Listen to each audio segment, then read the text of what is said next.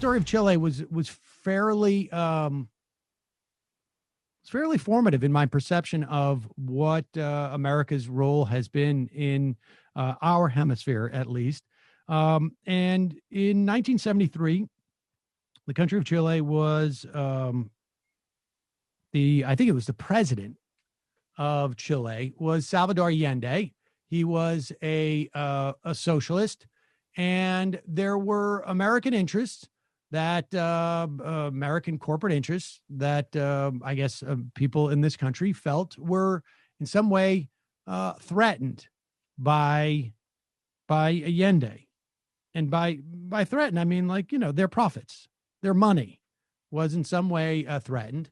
And America was involved, the CIA involved in a military coup that took place in Chile on September 11th, 1973. It led to the death of Allende. And Chile was then ruled essentially by a military junta. Augusto Pinochet was I don't know if you would call him the president. He was the head of that. That rule ended some time ago, but what remained in its wake was a constitution that was written in 1980. Now, one of the during the Pinochet era, one of the people famous for going down there and advising Pinochet on how to reconstruct his economy was a group of advisors from the University of Chicago, often known as the Chicago Boys. They were libertarians with a neoliberal philosophy, Milton Friedman chief among them, and they helped them develop a constitution based upon these sort of neoliberal, libertarian, these words get thrown around, but it's basically saying the privatization, market over people, give corporations the power, and their motive for profit will bring about better social outcomes. What we're seeing with these gig economy companies pouring hundreds of millions of dollars into a ballot initiative to essentially rewrite our labor laws that have existed in this country in some fashion or another for 80, 90 years, some instances more.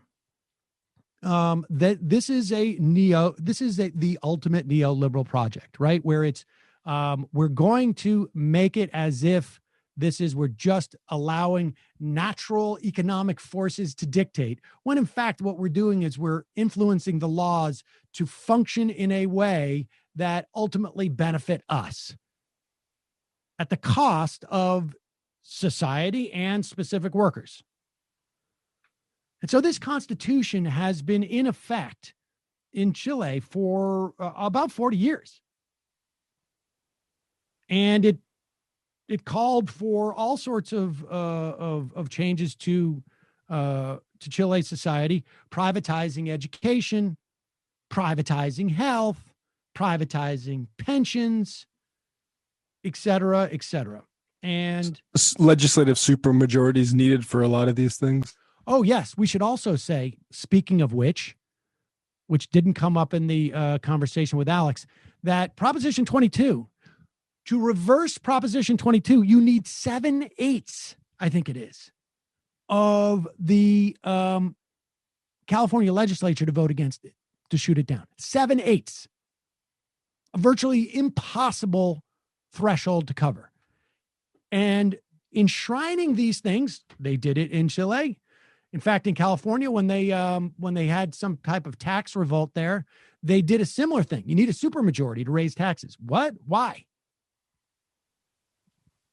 And same in Chile, which leads to, obviously, you can have the majority of people even a significant majority of the people say, we want less austerity. We want more public services. We want health or education or